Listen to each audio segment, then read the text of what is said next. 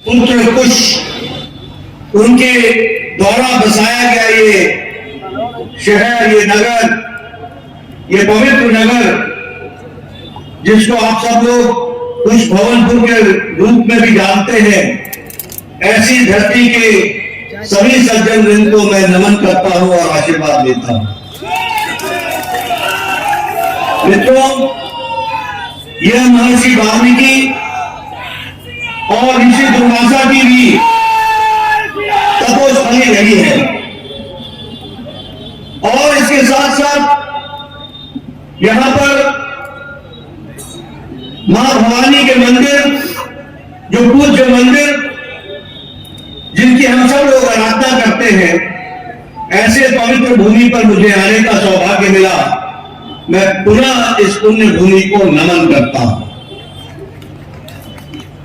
यह क्रांतिकारी भूमि भी है, वीरों की भूमि भी है।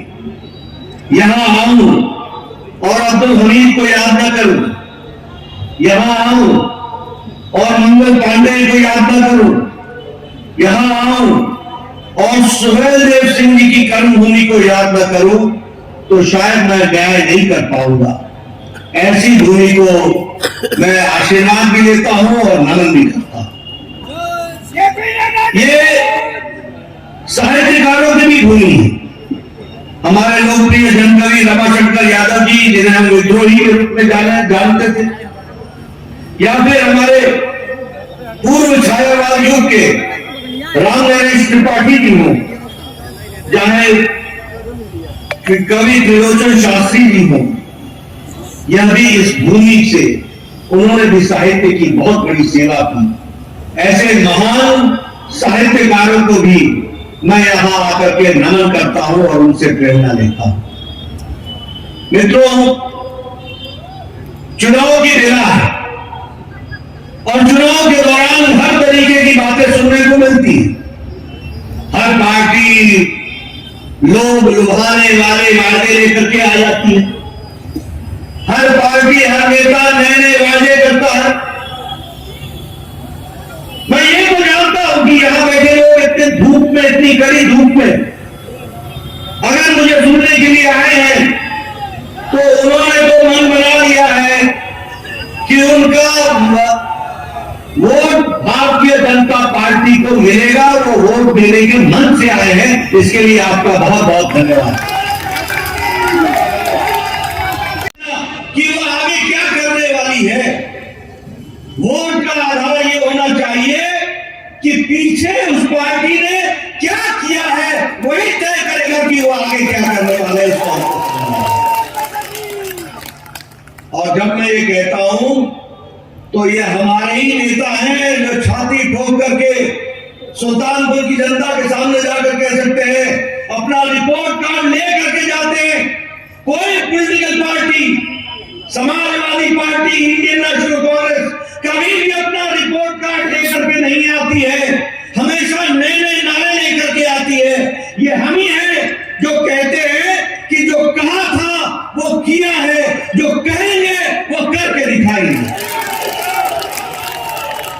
ये हमारा दम है। आप बताइए, आज अयोध्या में दीपोत्सव मनता है। आप बताइए कि आज भव्य कुंभ होता है कि नहीं होता है? दुनिया में कुंभ का नाम होता है कि नहीं होता है? दीपोत्सव का नाम होता है कि नहीं होता है? कृष्णा उत्सव के रूप में, कृष्ण उत्सव के रूप में मथुरा जाना जाता है कि नहीं जाना जाता है? और उसी तरीके से वाराणसी में देव दीपावली होती है कि नहीं होती है? ये पहले किसने रोका था? क्यों अयोध्या सुनी पड़ी थी? क्यों दीपोत्सव नहीं होता था? क्यों भव्य कुंभ नहीं होता था?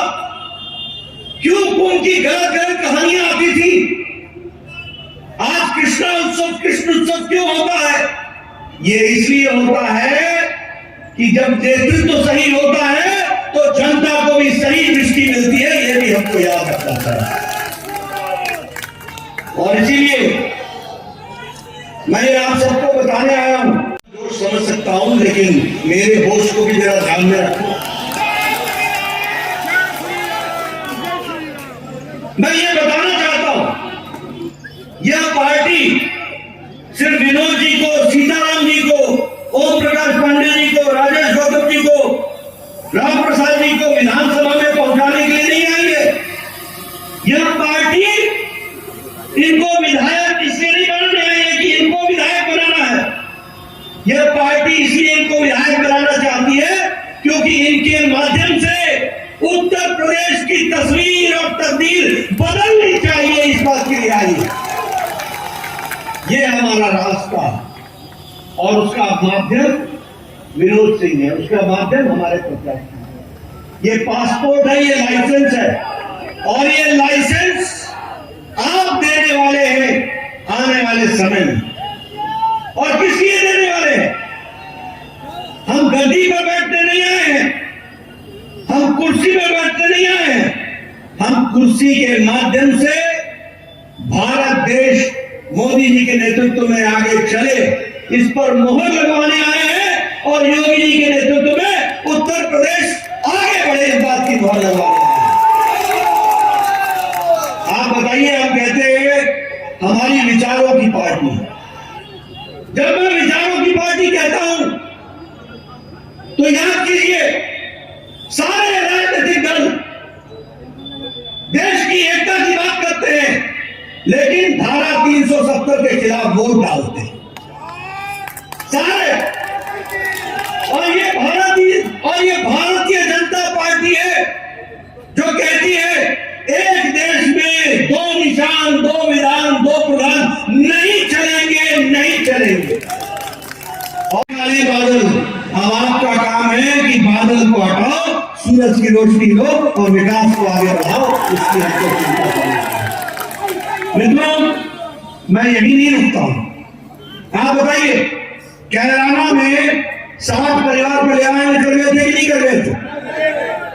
और मुजफ्फरनगर दंगे में 92 लोग मरे थे कि नहीं मरे थे? और मुजफ्फरनगर में मरने वाले, मुजफ्फरनगर में दंगा कराने में जो मुख्य अभियुक्त था उसको एरोप्लेन से अखिलेश ने अपने घर में निमंत्रण दिया था कि नहीं दिया था? वो गया था कि नहीं गया था? उसको बिरयानी खिलाई थी कि नहीं खिलाई थी? अब चुनाव वाले दिन आपने भी इन लोगों को अच्छे तरीके से इनकी सेवा करनी है, दूध और जवाब देना है, ये हमको समझना पड़ेगा। और मैं फिर यही नहीं रुकता हूं।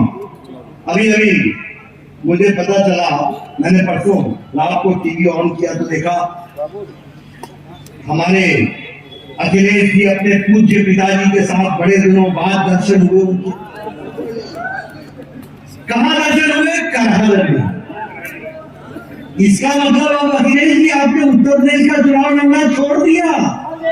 अब आपको मुलायम सिंह जी के आशीर्वाद की जरूरत करहल की धरती पर पड़ गई। देखो, ये राजनीतिक दृष्टि से ये समझने की बात है कि घर ही हिला हुआ है तो उत्तर प्रदेश की क्या बात करनी, क्या जरूरत पड़ी आखिर मुलायम जी को वहां करहल जाने की? इसलिए जरूरत पड़ी क्योंकि घर हिल गया है, हिल गया। और अब वो चुनाव उत्तर प्रदेश का नहीं लड़ रहे हैं, अब तो करहल का चुनाव लड़, घर की सीट का चुनाव लड़। इसको भी हमको याद करना चाहिए, उसको भी हमको समझ करके ही चलना चाहिए। मित्रों, मैं आपके साथ 3 घटनाएं बताना चाहता हूं। मैं सारी बातें आप लोगों के साथ लेके आता हूं और मैं यहाँ पर मीडिया को ओपनली चैलेंज करता हूं। मेरी बात को नोट करना और मेरी बात को अखिलेश जी जब यहाँ पर उनका पदार्पण हो, जब वो साक्षात यहाँ पर दर्शन होंगे तो उनसे मेरी तरफ सुप्रीम कोर्ट के आदेश को पार्लियामेंट में लाकर कानून बना करके मुस्लिम बहनों को 3 तलाक से आजादी दिला दी, ये भी हमको याद रखना चाहिए। और आपको भी जानकारी होनी चाहिए, 3 तलाक पाकिस्तान में नहीं है, 3 तलाक अफगानिस्तान में नहीं है, 3 तलाक बांग्लादेश में नहीं है, 3 तलाक ईरान में नहीं है, 3 तलाक इराक में नहीं है, 3 तलाक सीरिया में नहीं है, 3 तलाक बहुतायत मुस्लिम देश इंडोनेशिया में भी नहीं है। लेकिन हमारा देश जो सेक्युलर देश था, यहां 3 तलाक जारी था, सुप्रीम कोर्ट के आदेश के बावजूद जारी था।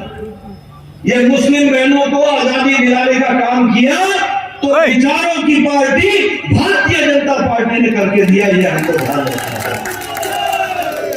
इसलिए मित्रों, हम एक विचारों से जुड़े हुए पार्टी। दूसरी बात, हम गांव, गरीब, दलित, पीड़ित, शोषित समाज के अंतिम पायदान पर खड़ा व्यक्ति, हमारी महिला शक्ति, हमारे नौजवान युवा, हमारे किसान भाई, इनके लिए समर्पित है तो भारतीय जनता पार्टी है, ये याद रखना।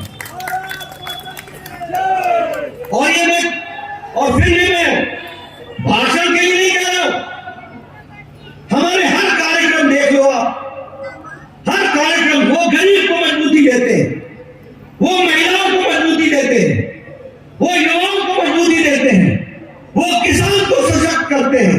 इस बात को हमको समझना पड़ेगा। हमारे नेता भी बोल रहे थे, विनोद सिंह जी ने थोड़ी देर पहले जो चर्चा की, उन्होंने बातचीत की विकास की। गृह मंत्री अमित शाह की रणनीति ने धारा 370 को धाराशाही कर दिया, ये भी आपको याद रखना चाहिए। ये आपको मैं इसलिए सुना रहा हूं कि हम किसी उद्देश्य के लिए आए, हम किसी उद्देश्य के लिए आए। बताइए, सदियों से आप राम जन्मभूमि की बात करते थे, सदियों से। कभी किसी ने सोचा, कभी किसी ने सोचा? अन्य पार्टियां क्या करती रही? बताइए, समाजवादी पार्टी ने राम भक्तों पर गोली चलाई थी कि नहीं चलाई थी? चलाई थी कि नहीं चलाई थी?